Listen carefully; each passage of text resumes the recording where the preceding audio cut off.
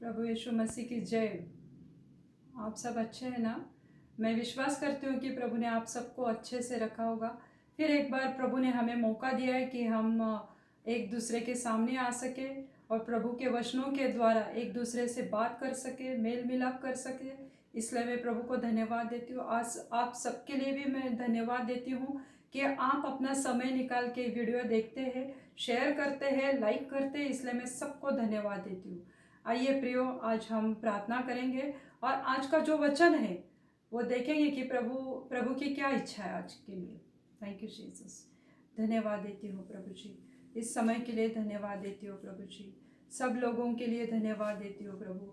जितने लोग प्रभु ये वीडियो देखने वाले प्रभु, हर एक के जीवन में आप कार्य करो प्रभु। हर एक को प्रभु आप इसी वक्त छुओ प्रभु, स्पर्श करो प्रभु जी। जो भी तकलीफ में है, दर्द में है, अड़चन में है प्रभु जी, बीमारी में है प्रभु, सबको प्रभु मैं आपके पवित्र हाथ में देती हूँ प्रभु। मैं प्रार्थना करती हूँ कि आप इसी वक्त सबको छूने वाले परमेश्वर है प्रभु। आप आरोग्य देने वाले महान परमेश्वर है प्रभु जी। प्रभु जी, यहाँ पे बैठे जो जितने भी लोग हैं प्रभु, सबके जीवन में कार्य करो प्रभु जी। सबको प्रभु आपके पवित्र हाथ में देती हूँ प्रभु।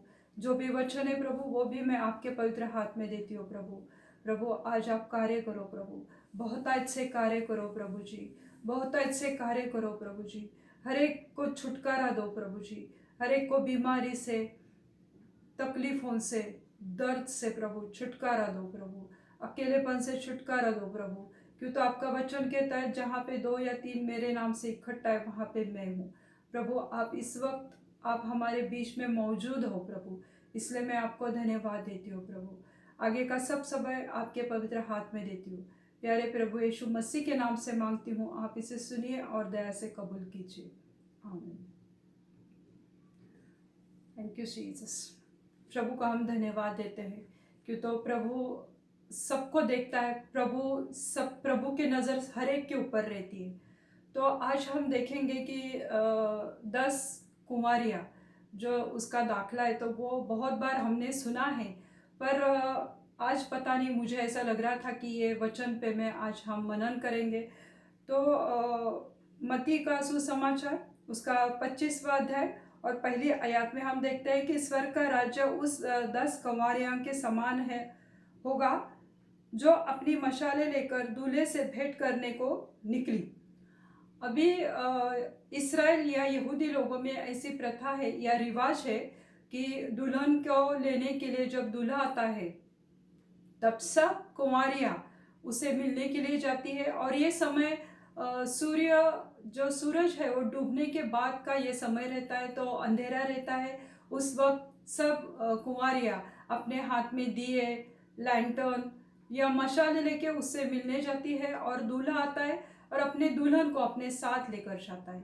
तो ये वहाँ का ये एक रिवाज है इसराइल लोगों में।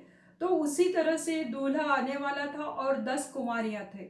ये दूल्हा है प्रभु यीशु मसीह और कुंवारियाँ है कि मंडली या हम लोग जो प्रभु हम लोगों को लेने के लिए आने वाला है। और ये प्रभु यीशु मसीह का दूसरा आगमन है कि जो जब वो आने वाला है हम सबको मिलने के लिए, और जो तैयार रहेंगे वो उसके साथ जाएंगे। तो ये उस दाखले का मतलब है। तो उसका वचन कहता है कि दूसरे आयत में अगर हम पढ़ते हैं तो वहाँ पे लिखा है, उनमें 5 मूर्ख थी और उनमें 5 समझदार थी।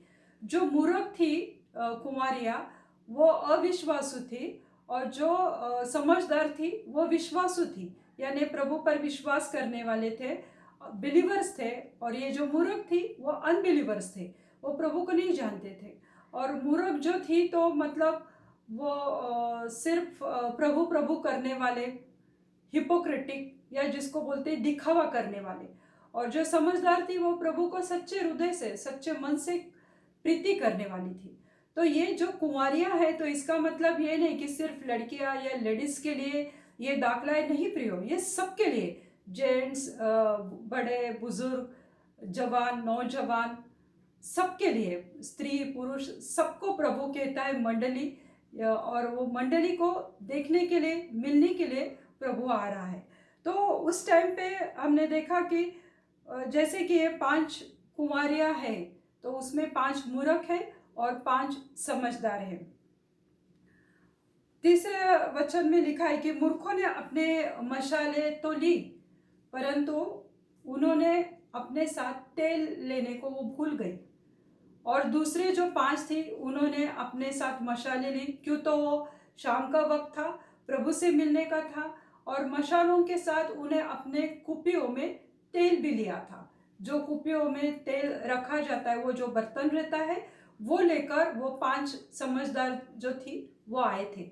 अभी यहाँ पे हम लोग देखते हैं कि ये जो मशाले हैं, तो मशालों का जो मतलब है कि मशाले मतलब वचन, प्रभु के वचन का ज्ञान या प्रभु का वचन।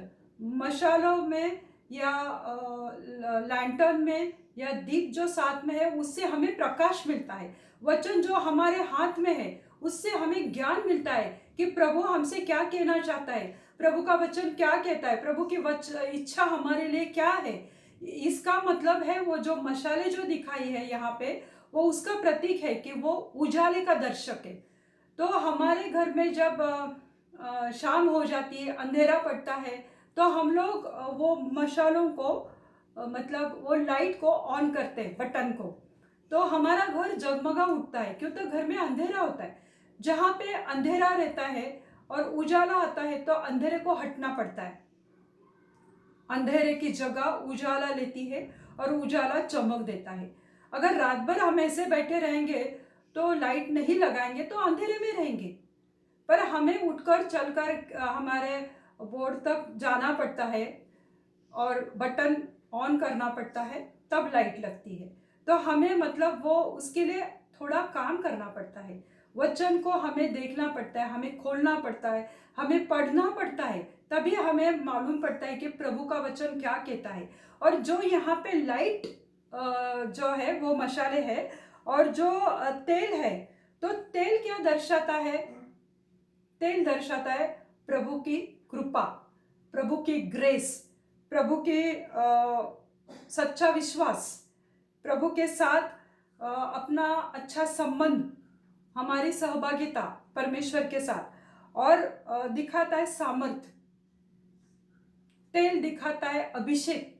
जैसे पुराने नियम में अगर हम देखते हैं, तो वहाँ पे राजा दाऊद का अभिषेक किया गया ऑयल से, तेल से। जो भी जितने भी राजा थे, शमूएल संदेष्टा आके उन्हें अनॉइंट करता था तेल के द्वारा। तो तेल अभिषेक करने के लिए है, तेल मस्सा करने के लिए है। तेल जो है वो पवित्र है, वो शुद्धता का प्रतीक है। तेल ग्रेस का प्रतीक है, तेल सामर्थ्य का प्रतीक है। और वो अगर हम हमारे साथ में नहीं रहेंगे, तो हमारा प्रकाश, हमारा लाइट दिखेगा नहीं लोगों के सामने, हम चमकेंगे नहीं, हमारे में जो भी प्रकाश है वो उजागर नहीं होगा। क्यों तो हमारे हाथ में वचन तो है, मशाले तो है, पर हमारे पास अगर तेल नहीं है, तो जो चमक है वो कम हो जाएगी, डिम होगी, कम होती जाएगी। तो इसलिए हमारे साथ ऑयल की ज़रूरत है, कृपा की बहुत ज़्यादा ज़रूरत है। अगर हम अभिषेक है, तो वो एक दूसरे के साथ ट्रांसफ़र होता है। जैसे एलिया और अलीशा, वो अभिषेक ट्रांसफ़र हुआ, पर कृपा ट्रांसफ़र नहीं होती है। तो उन्होंने अपने साथ तेल लेना, वो मूर्ख जो थी, जो मूर्ख कुंवारियाँ थी, उन्होंने वो ऑयल अपने साथ नहीं लिया था, हड़बड़ी में भूल गए थे, या प्रभु के आगमन की तैयारी में वो कम पड़ गए थे।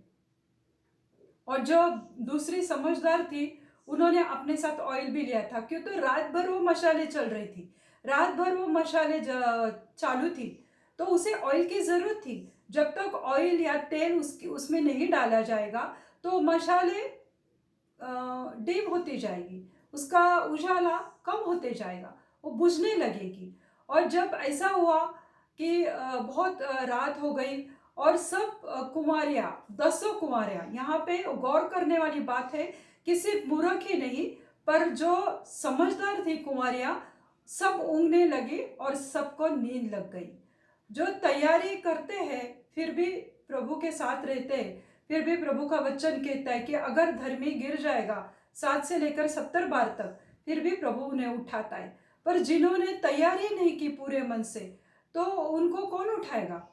और वो सभी 10 के 10 कुंवारियाँ सो गई थी। इसका मतलब हमें सदैव जागरूक रहने की ज़रूरत है। हमें हमेशा तैयार रहने की ज़रूरत है। क्यों? तो पता नहीं कि प्रभु का आगमन कब हो जाएगा, कब प्रभु आएगा, कब प्रभु हमें उसके साथ लेकर जाएगा, ये हमें नहीं मालूम है। पर हम क्या कर सकते? तैयारी कर सकते हैं। क्यों? तो आज हम लोग हमारे जीवन में इतने उलझे रहते हैं, हमारे जीवन में मौज मस्ती, पार्टियों में, इसमें बहुत ज़्यादा मशगूल हो जाते हैं और तैयारी करने को वक्त नहीं है आज लोगों के पास। पर प्रभु अगर आएगा और झटके से हमें लेकर जाएगा, जो तैयार है उसको लेकर जाएगा, तो हम क्या करेंगे? फिर जो महासंकट का काल है उससे हमें निपटना पड़ेगा, वो बहुत मुश्किल हो जाएगा हम लोगों के लिए। तो हमें वो तैयारी करने की ज़रूरत है कि जब दूल्हा आएगा तो हमारे से देरी ना हो जाए। दूल्हा हमारा प्रभु परमेश्वर है, यीशु मसीह है, जो हमें अपने साथ लेकर जाने वाला है। और कुछ लोग ऐसे हैं कि वो ये सोचने को तैयार ही नहीं है कि प्रभु यीशु मसीह जल्दी आने वाला है। उनको लगता है कि नहीं, अभी बहुत वक्त है, तो अभी आनंद करो, मौज मस्ती करो, अपने ही जीवन में मशगूल रहो। पर नहीं, वो समय अगर हम मत्ती की 24वें अध्याय में अगर देखते हैं, वहाँ पे लॉर्ड जीसस का सेकंड कमिंग, दूसरा आगमन के लिए पूरे तरह से, बहुत अच्छी तरह से डिटेल में लिखा हुआ है कि प्रभु यीशु मसीह कैसे आने वाले हैं। पर वो वक्त किसी को भी नहीं पता है, किसी को नहीं मालूम है कि प्रभु यीशु मसीह कब आने वाले। आधी रात को धूम मची वहां पे और आवाज दिया गया कि अरे दूल्हा आ रहा है, दूल्हा आ रहा है। तो वो सब दसों की दसों कंवारियां नींद में थी, तो वो हड़बड़ा के उठ गई कि अरे दूल्हा आ रहा है, दूल्हा आ रहा है। और वो अपने मशाले ठीक करने लगी। तब जो मूर्ख कुंवारियां थी उन्होंने देखा कि उनके मशाले थोड़ी बुझने लगी है। फिर उन्हें याद आया कि अरे हमने अपने साथ तेल नहीं लिया है। फिर उन्हें जरूरत पड़ गई कि अरे तेल हमारे साथ चाहिए, क्यों? तो हमारे मशाले अभी बुझने लगी है। तो जो समझदार कुंवारी थी उनके पास, उन्होंने देखा कि अरे उनके पास कुप्पियाँ है, उसमें तेल है। तो इन्होंने मांगा कि हमें थोड़ा सा तेल देते हैं क्या आप लोग? तो समझदार कुंवारी थी, उन्होंने बोला कि अरे हमारे पास इतना भी नहीं कि हमारे लिए रखे और आपको भी उसमें से थोड़ा दे दें। तो उससे अच्छा है कि आप जाओ बाजार में और अपने लिए मोल लेकर आओ। ये जो तेल है, ये जो प्रभु का अनुग्रह है, ये प्रभु की जो ग्रेस है, वो किसी से मांगने से नहीं मिलती प्रियो। उसके लिए हमें प्रभु में रहना चाहिए। वैसे प्रभु ने हमारे लिए ग्रेस दे दी है, उसने कृपा हमारे लिए छोड़ दी है। क्यों? तो जब उसने अपना खुद का लहू बहाया, उसने जब अपना लहू के द्वारा वो मोल लिया है और हमें ग्रेस उसने दे दी है, तो वो हमें मुफ्त में मिली है। तो हमें ज़रूरत है उसको स्वीकार करने की, उसको लेने की। अगर हम वो ग्रेस में नहीं है, हम वो ग्रेस को एक्सेप्ट नहीं कर रहे हैं, तो हमें ग्रेस नहीं मिलेगी। और जब हमें ग्रेस मिली है तो ग्रेस को हमें बढ़ाना है, उसको हमें उसका यूज़ करना है। वो प्रभु लोगों के लिए प्रार्थना करना है, हमें सुसमाचार सुनाना है, वचन बांटना है। जब हम ग्रेस को यूज़ करेंगे, कृपा को यूज़ करेंगे, तो हम और भरते जाएंगे। हमारा जो कटोरा है वो उमड़ उमड़ के बहता जाएगा।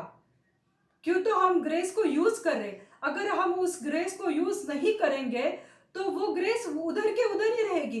पर हमें ज़रूरत है कि ग्रेस को यूज़ करने के लिए।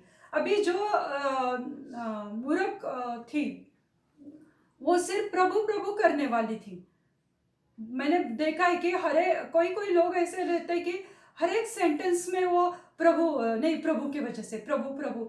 अच्छी बात है वे क्यों प्रभु का नाम लेते हैं, पर हमारे साथ जो मशाले है, जो वचन है, वो सिर्फ प्रभु प्रभु करने से नहीं होता है। वो वचन को हमें हमारे जीवन में लागू करना पड़ता है। वो हिपोक्रेटिक के जैसे, कि जैसे मुंह में सिर्फ वचन है पर हमारे हृदय में नहीं, हमारे अंदर वो वचन नहीं, हमारा बर्ताव वो वचन के जैसा नहीं है, वो वचन हमारे जीवन में हम लागू नहीं करते हैं और सिर्फ बोलते हैं प्रभु प्रभु, तो वो मूर्ख कुमारियां जैसे हो गए।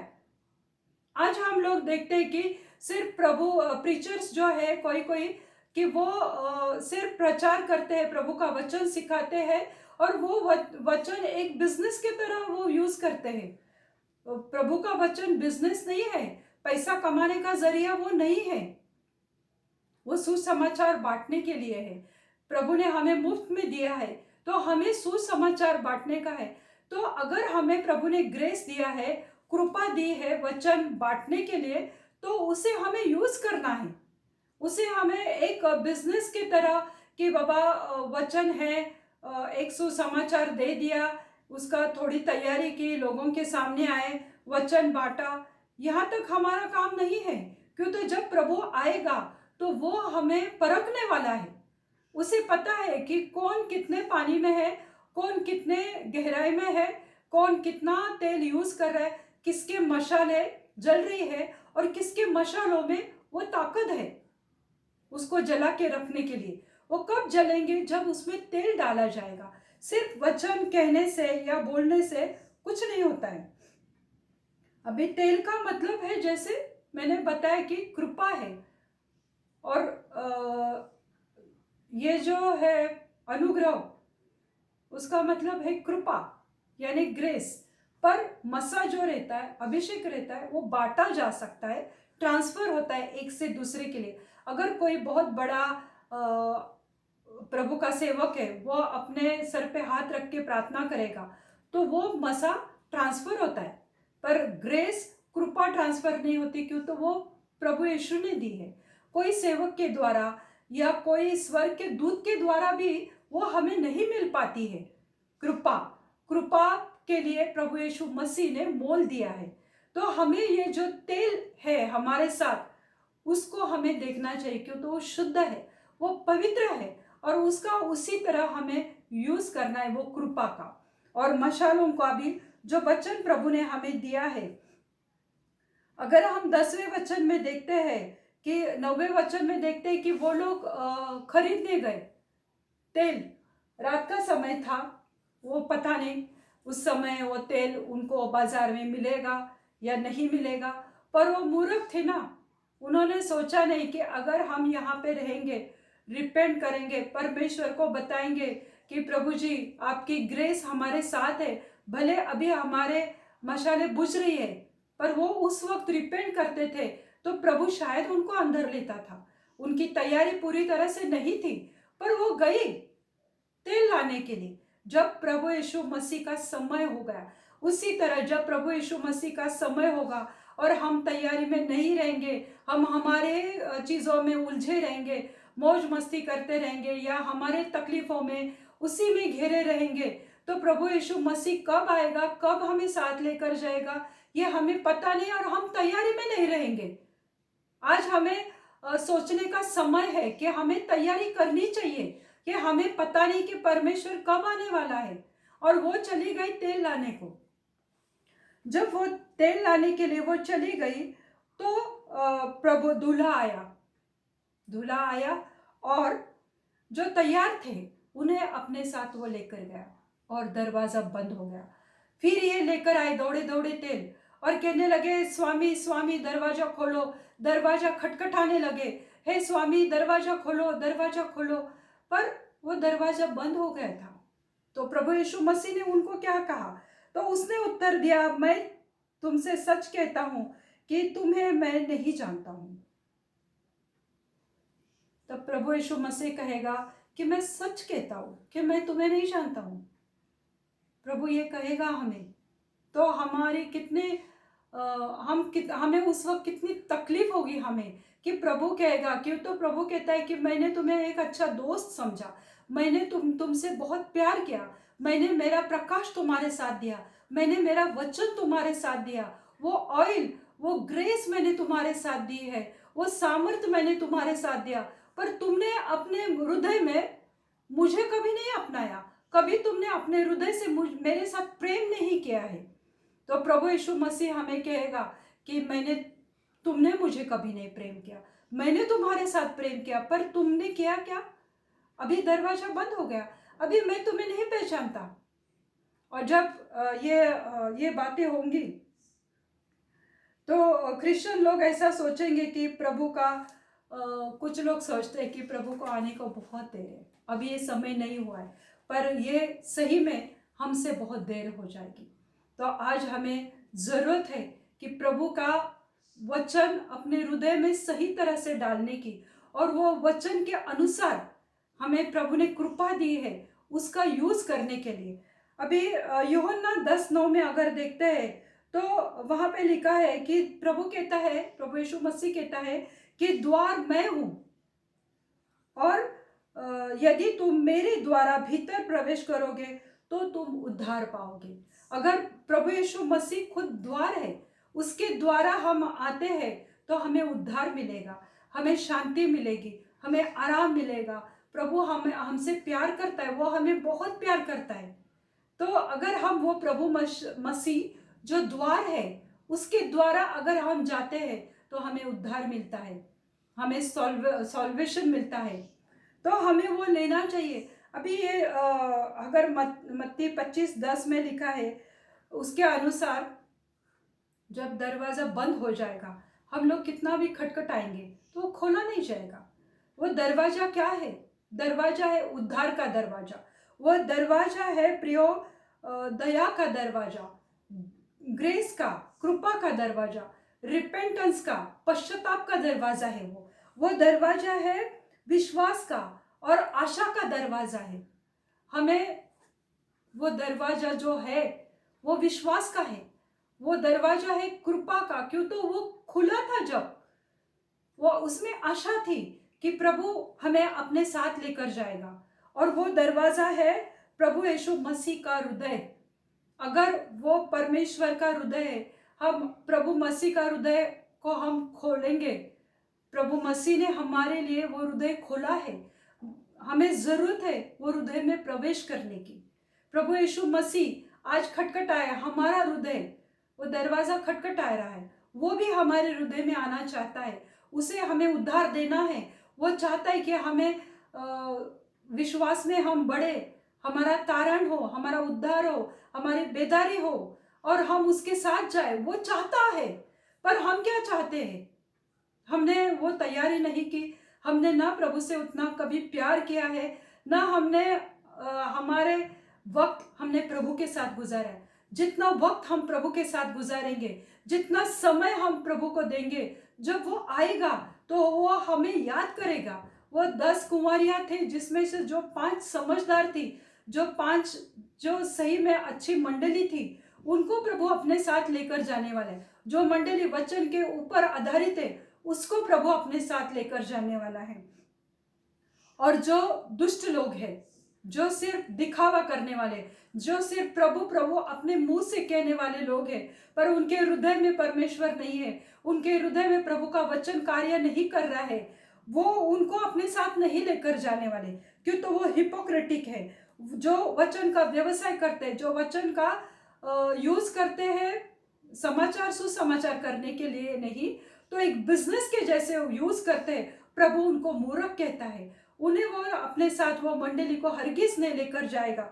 और हमें ये इस बात को ऊपर हमें सोचने की जरूरत है। और जिन्होंने अपने मन से परमेश्वर से प्रेम नहीं किया है, प्रभु उनको अपने साथ नहीं लेकर जाने वाला है। तो उस वक्त कैसी हमारी अवस्था होगी? पर आज ये एक अच्छी बात है कि अभी तक प्रभु यीशु मसीह नहीं आया है।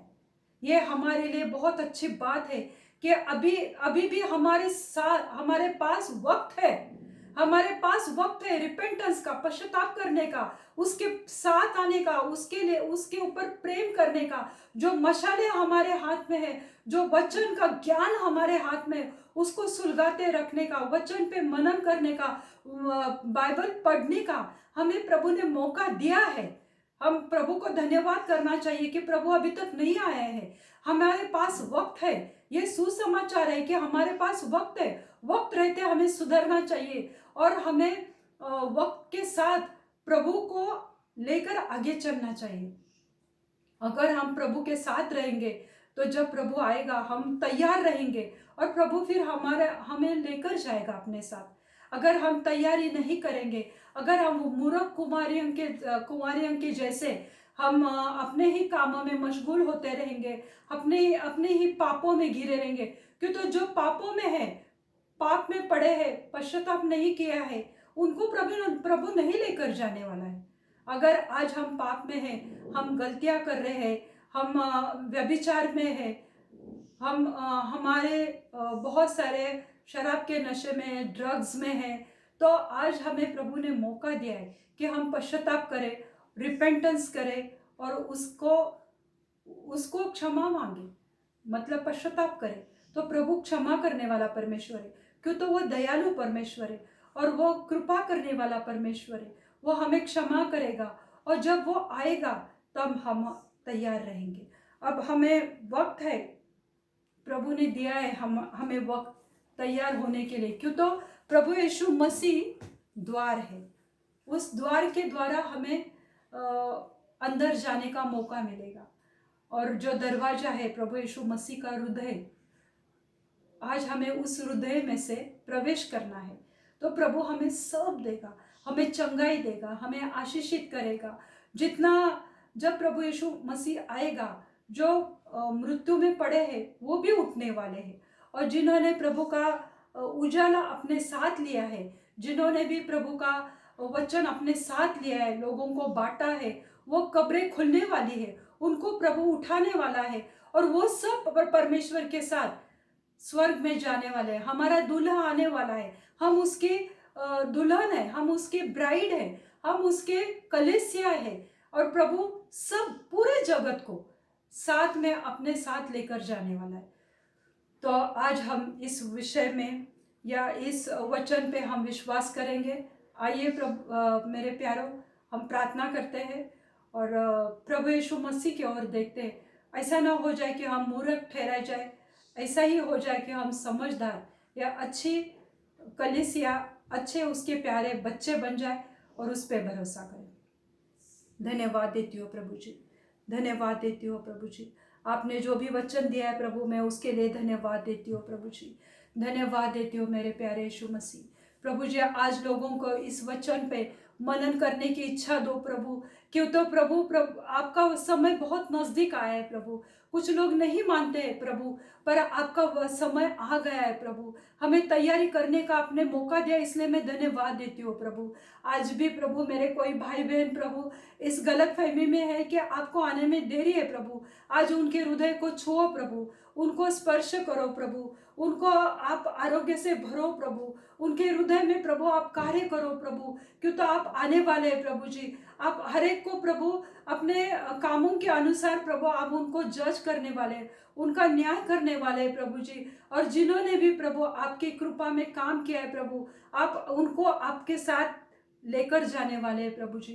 प्रभु मैं आज प्रार्थना करते हो प्रभु, हर एक के जीवन को छुओ प्रभु, हर एक के हृदय को स्पर्श करो प्रभु। आओ प्रभु इस वक्त प्रभु जी, हर एक के दुख दर्द को प्रभु आप समझो प्रभु। कोई अपने दिल में दुखी है प्रभु, आज वो दुख दर्द में पड़ा है प्रभु, आप उसके दर्द को छुओ प्रभु, उसके हृदय को छुओ प्रभु जी। आज जो भी बीमार है प्रभु जी, जो भी कैंसर है प्रभु, ट्यूमर है, एड्स की बीमारी है, अर्थराइटिस के बीमार है प्रभु जी, डायबिटीज के बीमार है प्रभु, उनको अभी इसी वक्त आप छुओ प्रभु, उनको आपकी कृपा से भरो प्रभु, उनको आरोग्य से भरो प्रभु। जो भी अपने लाइफ पार्टनर के लिए ढूंढ रहे प्रभु, उनको अच्छे लाइफ पार्टनर से आशीषित करो प्रभु। हर एक कोई जवान प्रभु जो पाप में पड़ा है प्रभु जी, गलत संगति में पड़ा है प्रभु, उनको गलत संगति से दूर करो प्रभु। हर एक जादू टोना की आत्मा को मैं डांटती हूँ यीशु मसीह के नाम से। हर एक ट्यूमर को, हर एक रसोली को मैं डांटती हूँ, निकल जाए इसी वक्त प्रभु यीशु मसीह के नाम से। प्रभु हर एक को आप छुओ प्रभु जी, आरोग्य से भरो प्रभु जी। आप कार्य करने वाली जीवित खुदा है प्रभु। मैं विश्वास करती हूँ प्रभु कि आप हर एक को छू रहे प्रभु जी। प्रभु प्रार्थना करती हूँ जो बिस्तर में पड़े, जो वायरस से बीमार है प्रभु, उनको आरोग्य दो प्रभु जी। जो डॉक्टर्स नर्सेस कार्य करते हैं प्रभु, उनको भी आपकी सुरक्षा से भरो प्रभु, उनको भी मैं आपके पवित्र लहू से ढकती हूँ प्रभु, उनको आरोग्य से भरो प्रभु जी। हर एक प्रभु जी पुलिस कर्मचारी, सफाई कर्मचारी, सबको मैं आपके पवित्र लहू से ढक देती हूँ प्रभु जी, कि उनको आपके पवित्र संरक्षण से भरो प्रभु जी, उनको आरोग्य से भरो प्रभु जी। धन्यवाद, धन्यवाद, धन्यवाद देती हूँ प्रभु। प्रभु आप इस वक्त कार्य करें प्रभु जी। मैं विश्वास करती हूँ प्रभु कि आप कार्य कर रहे हैं प्रभु जी। आपकी कृपा आपने जो मुफ्त में दिए प्रभु, उसके द्वारा हर एक को आप छू रहे प्रभु। आप कार्य कर रहे, इसलिए मैं धन्यवाद देती हूँ प्रभु जी। धन्यवाद देती हूँ प्रभु जी। धन्यवाद देती हूँ प्रभु जी। हर एक हड्डी के बीमारियों को आप स्पर्श कर रहे प्रभु जी। प्रभु जी हर एक रीढ़ की हड्डी को जो आरोग्य चाहिए प्रभु, आप वो दे रहे हैं प्रभु जी। प्रभु जी मैं प्रार्थना कर रही हूँ प्रभु कि वो सब रोगों को आप अपने क्रूस पे लिया है प्रभु। आप सबको चंगाई से भर दो प्रभु जी। धन्यवाद देती हूँ प्रभु जी। धन्यवाद देती हूँ, आपके नाम को ऊंचा उठाती हूँ प्रभु जी। धन्यवाद देती हूँ प्रभु। सब विनती प्यारे यीशु मसीह के नाम से मांगती हूँ, आप उसे सुनिए और दया से कबूल कीजिए। आमीन। पिछली बार जब मैंने वचन दिया था तो एक भाई ने मुझे बताया कि वो रीढ़ की हड्डी से बीमार था, उसको स्ट्रोक आया था, पर वो मतलब उसका टेस्टिमनी है कि वो वचन के द्वारा प्रभु ने उसके जीवन में कार्य किया। और उसने बताया मुझे कि वो जो वचन था, और जब प्रार्थना हो गई तो उसने बोला कि मुझे मेरे शरीर में बहुत आराम आया है। तो आज प्रियो तुम विश्वास करो, प्रभु तुम्हारे जीवन में कार्य करेगा। अगर तुम्हारे पास ऐसी टेस्टिमनी रहेगी तो आप यूट्यूब पे मुझे लिख सकते हो, और अगर आपको प्रार्थना चाहिए तो आप यूट्यूब पे कांटेक्ट करो मुझे। आप लिखो कि आपको किस चीज़ के लिए प्रार्थना चाहिए, तो मैं प्रार्थना कर सकती हूँ। आप मेरा ये वीडियो शेयर करें, सब्सक्राइब करें। प्रभु में आशीषित रहे। गॉड ब्लेस यू ऑल और थैंक यू।